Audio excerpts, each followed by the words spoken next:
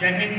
सबसे पहले तो मैं बताऊंगा कि ये प्रेस वार्ता जो आज का हम लोगों ने बुलाया हुआ है, इसके माध्यम ये चुनाव का दौर चल रहा है।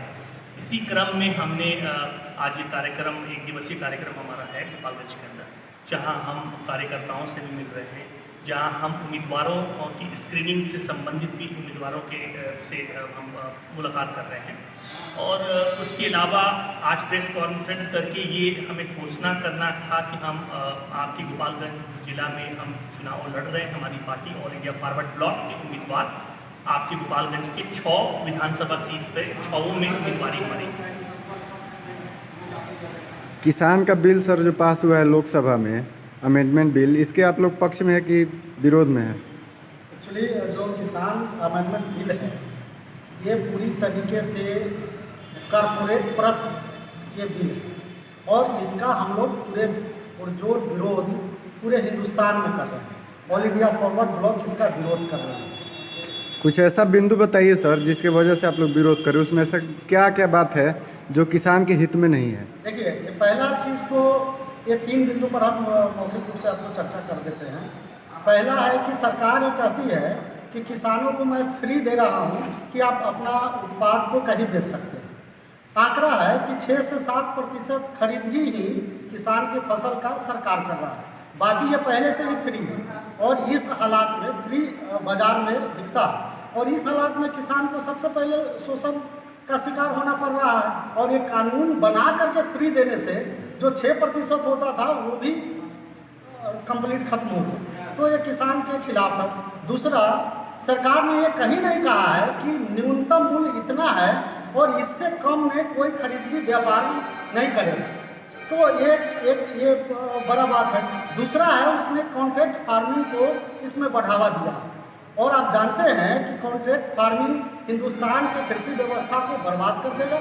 हिंदुस्तान में जो कृषि व्यवस्था है वो जीविकोपार्जन के लिए, सर्वाइवल के लिए, तो सर्वाइवल को ख़त्म करके वो किसी उद्योगपति के हाथ में हिंदुस्तान की कृषि व्यवस्था देना ये कहीं से उचित नहीं है। पहले ही जो कृषि क्षेत्र में FDI ला करके विभिन्न तरह का एग्रीमेंट करके फॉरेन कंपनी को यहाँ पर ला करके किसानों का दुर्दशा का कारण बना हुआ है और ये कानून पूरी तरीके से किसानी और हिंदुस्तान की कृषि व्यवस्था को बढ़ावा है। इसीलिए हम लोग ऑल इंडिया फॉरवर्ड ब्लॉक इसका विरोध करें। चुनाव के बाद अगर सर किसी पार्टी से गठबंधन करना पड़े या जुड़ना पड़े तो आप लोग किस पार्टी से जुड़ेंगे और किन किन विषय को लेकर जुड़ेंगे?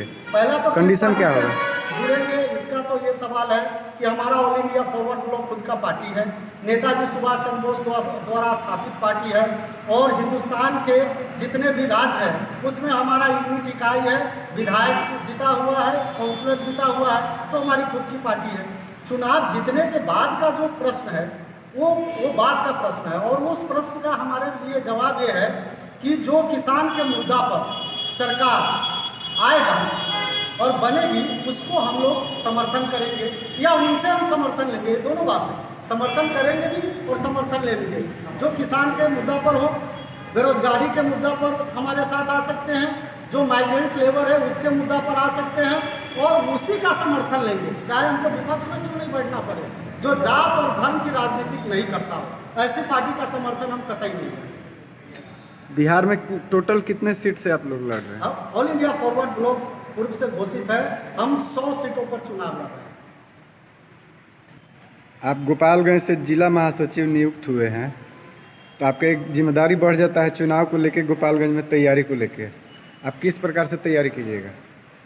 जिम्मेवारी दरअसल में सिर्फ चुनाव को लेकर के तो बढ़ ही जाता है, लेकिन आगे चुनाव के बाद जो है सांगठनिक ढांचे, यहाँ जो है भ्रष्टाचार का मुद्दा हो या अपराध का मुद्दा हो या जो है सांप्रदायिक सौहार्द का मुद्दा हो, हम इन तमाम जनता के मूलभूत जो जलवंत समस्याएं हैं, शिक्षा हो, रोजगार हो, भ्रष्टाचार हो, आज जो है नेता, अफसर और ठेकेदार तीनों का यह जो गठजोड़ बना हुआ है और ये 2 ठगबंधन जो आए हुए हैं, जनता भले ही इनको जैसे कि गठबंधन कह रही हो, लेकिन दरअसल में ये दोनों के दोनों महाठगबंधन है।